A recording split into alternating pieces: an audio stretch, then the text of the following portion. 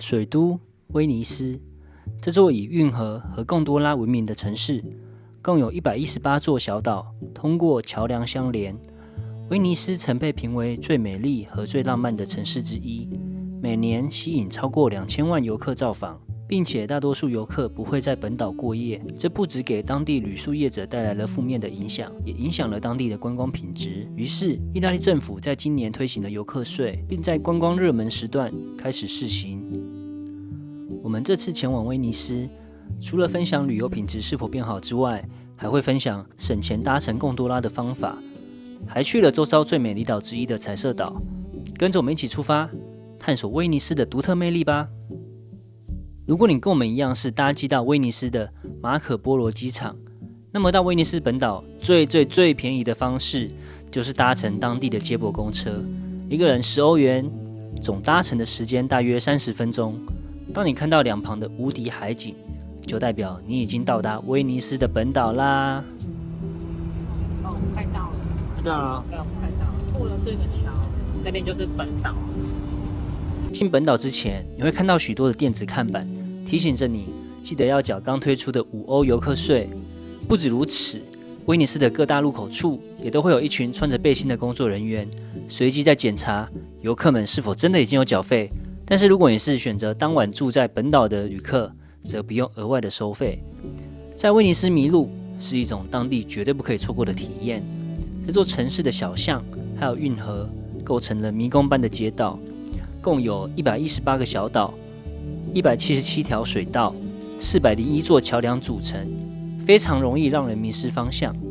漫步在这些狭窄的街道和隐秘的广场中，每一次的转角都可能带来新的惊喜。这种探险不仅可以让你感受到威尼斯的真实魅力，还更加增添了旅行的乐趣和浪漫。这边有个小建议要给大家，因为威尼斯是由桥梁连接本岛的岛屿，如果你带了太重的行李箱来的话，那你会需要自己搬上下阶梯。不过往好处想，来旅游还可以边练肌肉，真的是赚赚赚。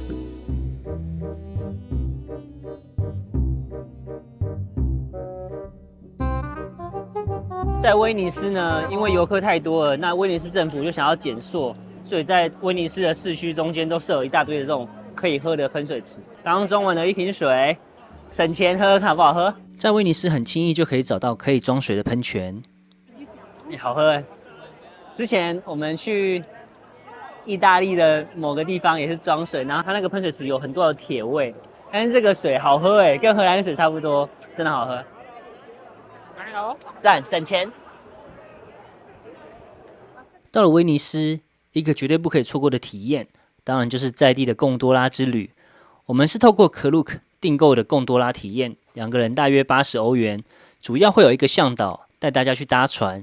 在搭船前的20分钟，会有 tour guide 帮我们讲解可能威尼斯的一些重要历史，别搞太多。20分钟讲解完后就要搭船了，这样。好，我们现在就是跟着这群人，好奇他会带我们去哪？带我们去卖。大概是5个人一艘船，总行程大约半小时。如果你是到了当地才临时找船夫的话，一个人大约是80到100欧元。那么据说呢，这个价格还会随着不同的时段有所变化。他现在正在说明，这个是威尼斯的戏院，那之前被大火烧过了，那烧完之后呢，重新盖，结果重盖之后又烧了一次。哇！天哪，一直狂烧哎！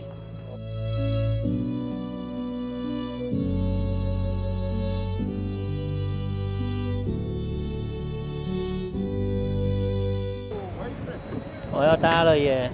哇哦，那还没有这一个小心小心 ！Thank you, thank you so much, thank you. You please this side. This side, okay. Oh, okay, You sit down other side. okay. Grazie. Okay. Bravissima. Okay. Woohoo. 哇哦！哦，你的位置很好哎。是吗？因为你要 Can you please can you switch? switch。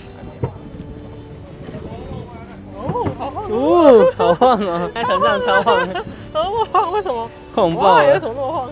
啊！因为他这个要平衡，还要平衡，对，还要平衡。所以他叫我坐这边，叫你坐那边，然后叫那个男的那个女的换位置。对，哇，开船了，开船了！开船了，哎，是4人哎，不错哎。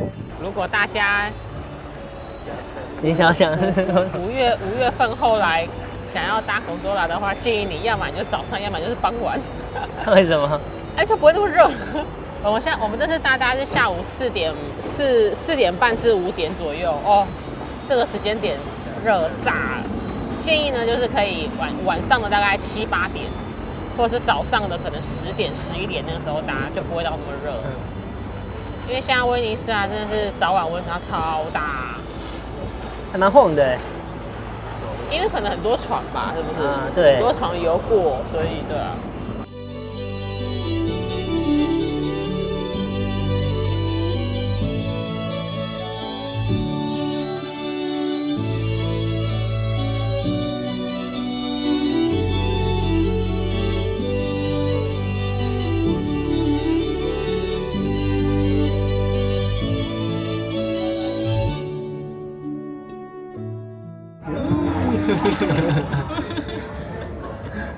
我觉得他每次都往你那边洗，我就觉得很恐怖。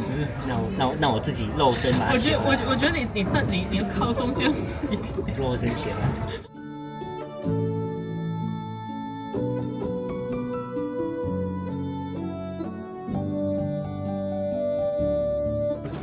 当然，威尼斯不体验贡多拉，体验贡多拉不体验过。Okay, thank you so much. Woohoo!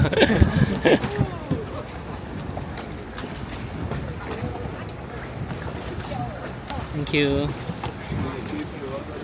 哦，你要给船夫 tip 吗？可以啊，可以啊，我这边有没有小零钱？我没有零钱，你有小零钱吗？我有很多零钱。好 ，OK。现在呢，我们来到了世界著名的地标之一，就是圣马可广场。大家可以看到，就是四周呢布满了这个文艺复兴时期的建筑。那在我身后的呢，这个就是最著名的圣马可教堂。那圣马可教堂的内部啊，跟外部都有许多的精美的雕刻，还有这种镶嵌画。那它主要就是在描述了威尼斯的守护者圣马可一生的事迹。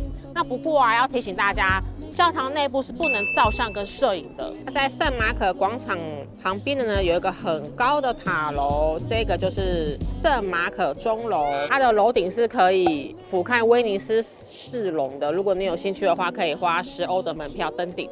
哦，这边。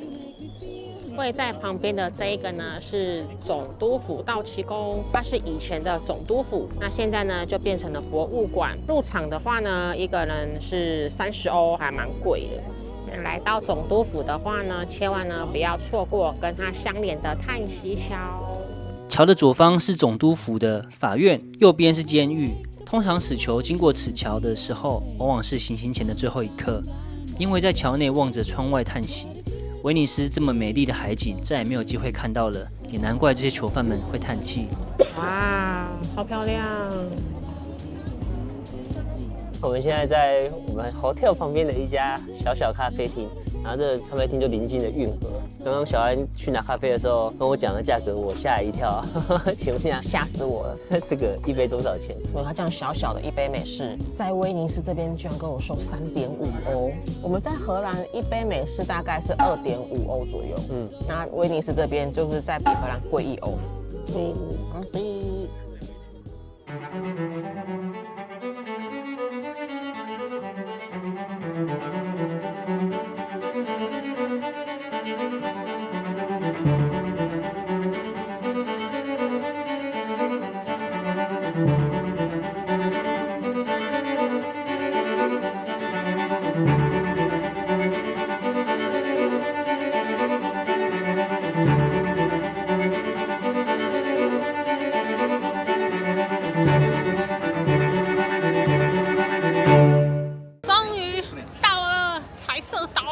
哇，搭了1个多小时的船吧！天哪，有够久的！一上岛屿，马上映入眼帘就是彩色的房子。就是映入眼帘的是一个裸女。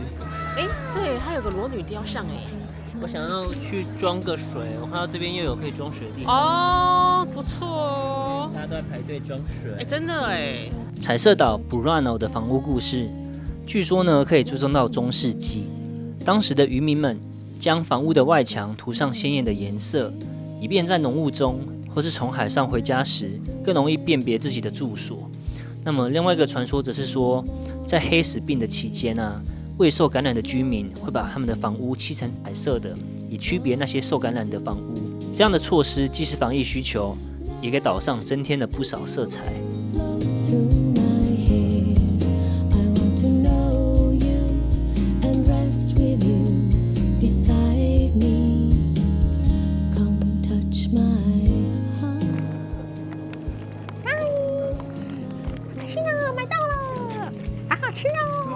我刚刚又跟他追加了一个这个晶晶这种 S 型的这种饼干，我觉得它应该就很像那种牛奶饼干。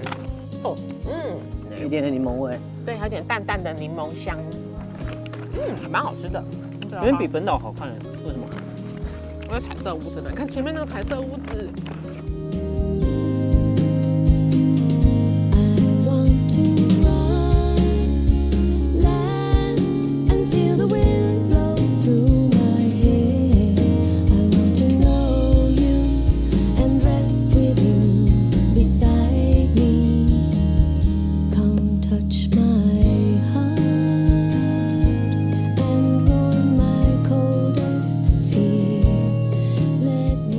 好，我们来分享一下你 hotel 居住1个晚上的感想如何？因为我们这一次是快闪威尼斯，所以我们在威尼斯本岛能玩的时间大概就1天半，因为我们的时间非常非常的短暂，所以觉得说我们应该住在就是市中心会比较好一点。所以当初我就是有上网去查了一下饭店的价格，哇，威尼斯的这个饭店的市中心的价格真的是还蛮夸张的。那我们这一次是选择圣塔路西亚火车站旁边的一间 hotel， 那我们一晚大概均价是200欧。那如果你是在真正的市中心，就是像圣马可广场那边的市中心的话，哇，那一晚很扯，400、800不等，很夸张，对，很夸张。那如果你的旅游时间是比较长的，你可以好好漫游威尼斯的话，那我会比较建议你可以住在不是本岛区的饭店，像是梅斯特火车站那附近，你大概可能还要搭30分钟的车程到本岛。然后我来分享一下我自己觉得住了1个晚上这间 hotel 的感想，然后推不推荐好。这边就是闹区嘛，旁边一出来你就可以继续去逛这个威尼斯旁边的这个游船啊、运河啊，或者有一些摊贩还有餐厅，这些都很方便，这是优点。缺点呢，就是它这边超级挤、超级小。我昨天晚上在洗澡的时候，它的房间的浴室真的是窄到就是像这样很矮，然后就快顶到天花板。所以我洗澡的时候，我手不能够这样伸起来，我就必须要蹲着洗澡。我昨天是跪着洗澡，因为我站起来会我的头会直接撞到天花板，它是没有办法站直的，因为它的天花板超矮的。所以我昨天真的是就是跪着洗，然后开始是蹲着洗，跪着洗。我觉得我的天啊，这是太受罪了吧！我上次这种克难的洗澡，好像感觉好像在当兵的感觉。不知道几年前了，这个也是一个难忘的体验。没关系啊，反正早上很美。hotel 的评价到这边，我们就继续喝咖啡吧。喂。